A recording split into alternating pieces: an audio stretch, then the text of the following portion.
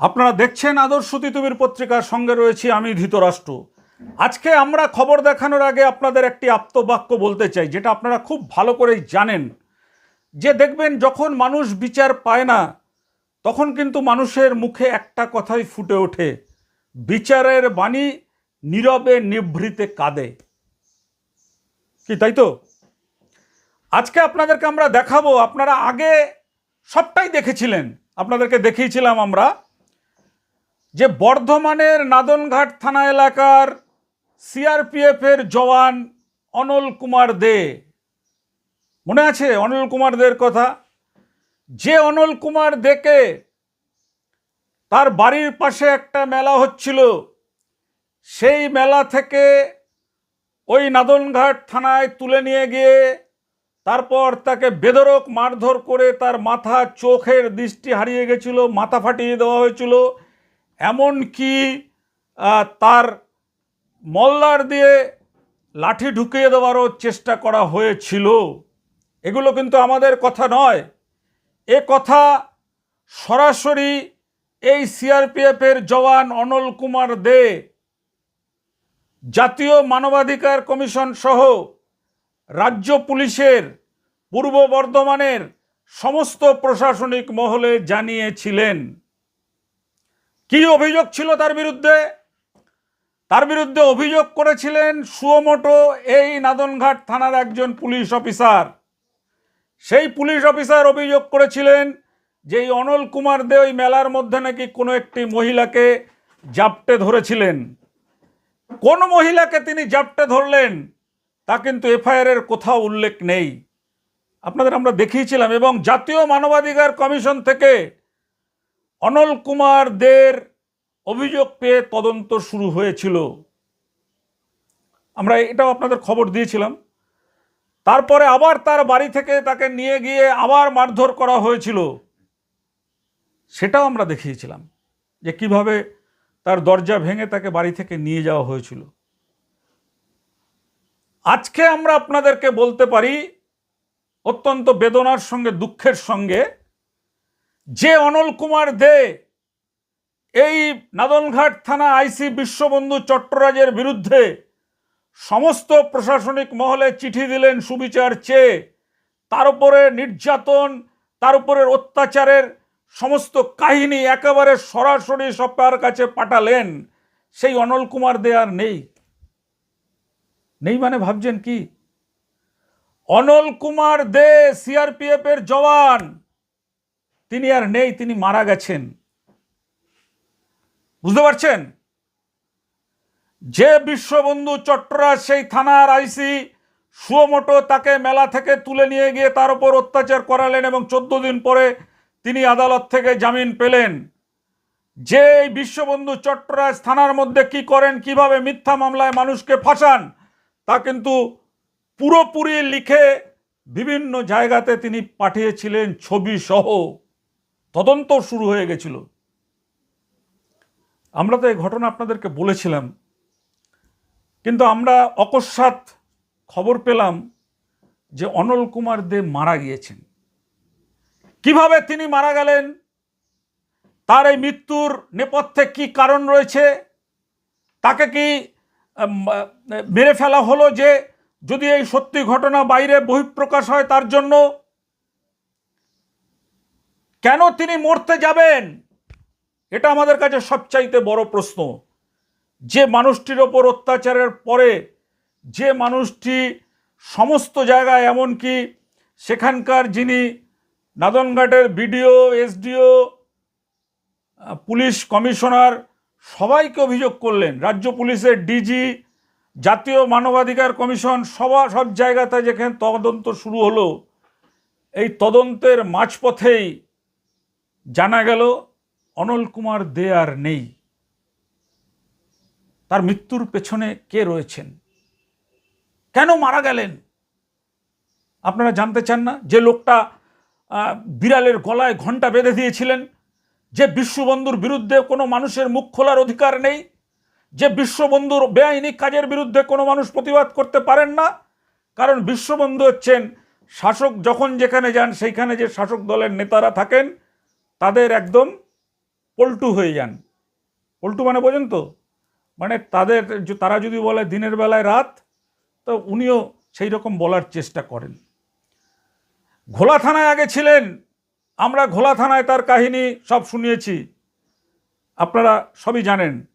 কিন্তু আজকের যেটা আমরা বলতে চাই, যে সিআরপিএফ এর জওয়ান অনল কুমার দে কেন মারা গেলেন, কি কারণে মারা গেলেন, কেন অনল কুমার দেকে মেলা থেকে তুলে নিয়ে গিয়ে থানার লকআপে আটকে তার মাথা ফাটিয়ে দেওয়া হয়েছিল, তার চোখে ডান্ডা দিয়ে খুঁচিয়ে তার চোখটাকে নষ্ট করে দেওয়া হয়েছিল, আমরা কিন্তু সব হাতে রিপোর্ট নিয়ে বলছি।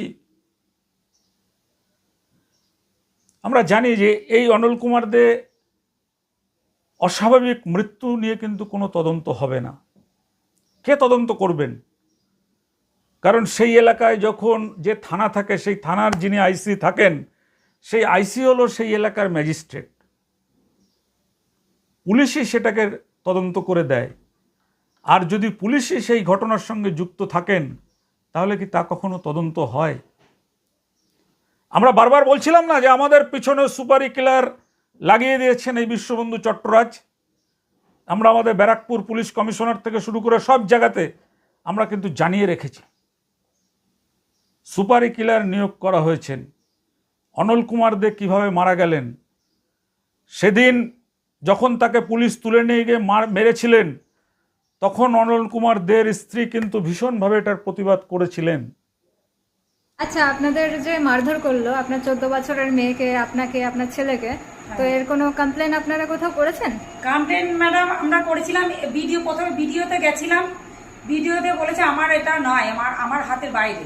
ভিডিও নেননি উনি, আমাদের ঝাড়াঝাপটা বলে দিয়েছেন যে এটা আমার নয়, মানে উনি নিতে রাজি হলেন না। আমরা একটা লেটার দিতে গেছিলাম যে আপনি এটা আমার অভিযোগ নিতে হবে, আমাদের যে এরকম মারধর করে বিনা অপরাধে আমার হাজবেন্ডকে মেরে ধরে নিয়ে এসছে, এটা আপনাকে ব্যবস্থা করতে হবে। উনি বললে এটা আমার হাতের বাইরে, ভিডিও নেননি। আমরা এসডিএমকে জানিয়েছিলাম, লেটার দিয়েছিলাম, ওনাকে সমস্ত কিছু জানিয়েছি, আমাদের ইনজুরি রিপোর্ট, আমার মেয়ের, আমার ছেলের, আমার হাজবেন্ডের, মানে যা ইয়েগুলো করেছে, অন্যায় অত্যাচারগুলো করেছে, সবই এসডিএমকে আমরা দিয়েছি, জানানো হয়েছে।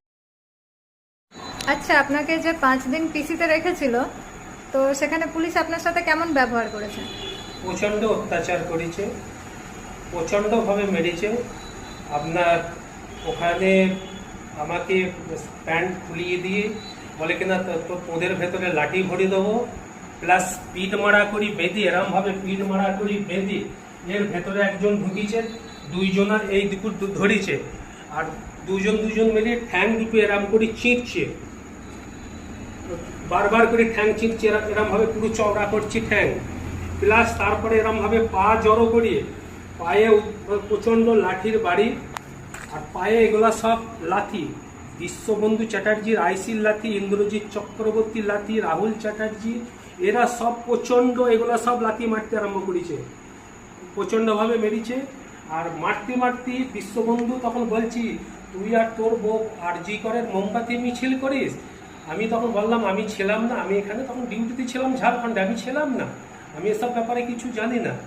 বিশ্ববন্ধু বলছে তখন না, আমাকে সিভিক ভলেন্টিয়ার সব খবর দেয়, তুই আর তোর বউ আর আরজি করের মোমবাতি মিছিল করিস, তোরা পার্টি ডাকলি যাস না আর আরজি করের মিছিলে যাস। তখন আমি বুঝতেই পারলাম ক্লিয়ার, যেটা লোকাল পার্টি যে শাসক দল তারাই এটা করছে, শাসক দলের নেতা মন্ত্রী থেকে আরম্ভ করি এরাই সব করাচ্ছে, আর কিছু নয়। কারণ ওদের পেছনে তেল দিই না, ওদের পেছনে ঘুরি না। তখন থেকে আমি ক্লিয়ার হয়ে গেল। কিন্তু অনল কুমারদের মারা যাওয়ার পরে তার স্ত্রী কিন্তু একদম স্পিকটি নট হয়ে গেছে, তার ছেলে মেয়ে সবাই স্পিকটি নট হয়ে গেছে। কেন? কিসের ভয় পাচ্ছে তারা? তার স্বামীর মৃত্যুর যদি আসল কারণ প্রকাশ হয়ে যায়, তাহলে কি কোনো বড় কোনো মাথার সঙ্গে জড়িয়ে যাবে? একজন সিআরপিএফ জওয়ান যিনি দেশের মানুষের সেবা করলেন, তাকে এইভাবে নৃশংসভাবে তার জীবনটাকে দিয়ে দিতে হলো। এসব চলছে, একসময় চলেছিল ঘোলা থানায়, এখন যিনি ঘোলা থানার আইসি আছেন তাকে তার খেসারত দিতে হচ্ছে, এসিপি যিনি আছেন তাকে তার খেসারত দিতে হচ্ছে। কারণ এই কাজগুলো তো আগের যে উনি করে গেছেন, ওনার আমলে সমস্ত জায়গায় এইভাবে জোড়া তাপ্পি দিয়ে মানুষের ওপর অত্যাচার করে, মানুষের ওপর নির্যাতন করে এইভাবে মানুষকে ফাঁসিয়ে গেছেন। দেখুন, আজকে আমাদেরও খুব বেদনা, খুব দুঃখ লাগছে অনল কুমার দে, যিনি তার ওপর অত্যাচারের পরেও তিনি থেমে থাকেননি। বিভিন্ন জায়গায় দৌড়ে দৌড়ে তিনি ঘুরেছেন বিচারের জন্য। এমনকি বিরোধী দলনেতা শুভেন্দু অধিকারীকেও তিনি ফোনে ঘটনাটা জানিয়েছিলেন। ওখানকার এসডিওকে তিনি ফোনে জানিয়েছিলেন। রাজ্যের মুখ্যমন্ত্রীকে তিনি অভিযোগপত্র জমা দিয়েছিলেন। কোনো তদন্ত হলো না। শেষ পর্যন্ত লোকটা মারাই গেল, শেষ পর্যন্ত লোকটাকে মরতেই হলো। দেখুন, এখনো আমরা বিশ্বাস হারাইনি। আমরা মনে করি যে একজন পুলিশ অফিসার, তার এত ক্ষমতা, আস্ফালন, এইভাবে মানুষকে মিথ্যা মামলায় ফাঁসানো, এবং যিনি তার বিরুদ্ধে তদন্ত চাইবেন, তারপর কোনো না কোনো কারণে তার পরিবারের লোক স্তব্ধ, স্পিকটি নট হয়ে যাবে, তারপরে তার পরিবারের লোকে নিখোঁজ হয়ে যাবে, তারপর তার পরিবারের লোককে মরেও যেতে হবে। দেখুন, আমাদের কাজ হচ্ছে তুলে ধরা। আমরা এটা তুলে ধরলাম আপনাদের সামনে, যেহেতু আগেও আমরা দেখিয়েছিলাম অনল কুমার দে, খবরগুলো ভাইরাল হয়েছিল। এই খবরটাও আমরা আপনাদের সামনে তুলে ধরলাম যে অনল কুমার দে আর নেই। তাহলে সেই আপ্তবাক্যটি কি সত্যি হলো? বিচারের বাণী নীরবে নিভৃতে কাঁদে। দেখুন, আমরাও একটা কথা বলতে চাই। কি বলতে চাই? যে রাজ্য পুলিশ অবিলম্বে তদন্ত করুক এই ঘটনাটির, এবং সিআরপিএফের যারা আধিকারিক রয়েছেন সেন্ট্রাল ফোর্সের, সেই ফোর্সের তরফ থেকেও তদন্ত করে দেখা হোক যে কেন এই অনল কুমার দে মারা গেলেন। আর মরার কিছুদিন আগে তাকে কেন নাদনঘাট থানার পুলিশ তার বাড়ির দরজা ভেঙে তাকে তুলে নিয়ে গেছিলেন। এই সবটার পেছনে কিন্তু রহস্য রয়েছে। দেখা যাক, আমরা মানুষের ওপর ছাড়ছি, প্রশাসনের ওপর এখনও ভরসা রাখছি। আমাদের ক্রাইম রিপোর্টার সুরেন্দ্র কুমার সিং, তিনিও তদন্ত চালাচ্ছেন যে কিভাবে তিনি মারা গেলেন, সেটা যদি মানুষের সামনে আরও ভালোভাবে তুলে ধরা যায়। এবং আপনারা মনে রাখবেন যে আদর্শ তিতুমির পত্রিকা, আমরা যারা রয়েছি আদর্শ তিতুমির পত্রিকার সঙ্গে, আমরা কিন্তু কোনো শক্তিকে, অন্যায়ের শক্তি, অন্যায়ের কালো হাত, এগুলোকে কিন্তু আমরা ভয় পাই না। আমরা ভয় পাই না। আমরা বিচার চাই অনল কুমারদের। যে অনল কুমার দেকে আগে থানায় তুলে নিয়ে গিয়ে মেরে রক্তাক্ত করা হয়েছিল, মাথা ফাটিয়ে দেওয়া হয়েছিল, সেই সমস্ত তদন্তগুলোর কি হবে? কি হবে সেই সমস্ত তদন্তগুলোর? আজ এ পর্যন্ত। আগামী পর্বে আপনারা লক্ষ্য রাখুন, আমাদের অন্তর্তদন্ত চলছে, এবং সেই অন্তর্তদন্ত কি উঠে আসে আমরা সেটাও আপনাদের সামনে তুলে ধরব। আমরা দেখতে চাই যে একজন থানার আইসি তিনি এই পশ্চিমবঙ্গ বা এই ভারতবর্ষের মালিক কিনা। আমরা দেখতে চাই যে একজন দুর্নীতিগ্রস্ত, একজন ভ্রষ্টাচারী পুলিশ অফিসার কিভাবে আর কত মানুষকে মিথ্যা মামলায় ফাঁসিয়ে তাদেরকে একদম শেষ করে দিতে পারে, আমরা সেটাও দেখতে চাই। তার জন্যই আজকের আমাদের এই প্রতিবেদন দেখুন। প্রতিবেদন দেখে যদি আপনাদের মনে হয় যে ওই এলাকায় যারা থাকেন, কিভাবে অনল কুমার দে মারা গেলেন, কিভাবে অনল কুমার দের মৃতদেহ কোথা থেকে কোথায় আসলো, কেন তার স্ত্রী, ছেলে, মেয়েরা এখন স্পিকটি নট হয়ে গেছে, কেন তারা কোনো প্রতিবাদ করতে সাহস পাচ্ছেন না, যদি আপনারা কেউ জানেন অবশ্যই আমাদের জানাবেন। আমরা যতটুকু জানি আপনাদের কাছে তুলে ধরলাম। প্রতিবাদী বিশ্ববন্ধুর বিরুদ্ধে বিচার চাওয়ার এক প্রতিবাদী কণ্ঠস্বর সিআরপিএফের জওয়ান অনল কুমার দের অস্বাভাবিক মৃত্যু। দেখুন আজকের সেই চাঞ্চল্যকর খবর।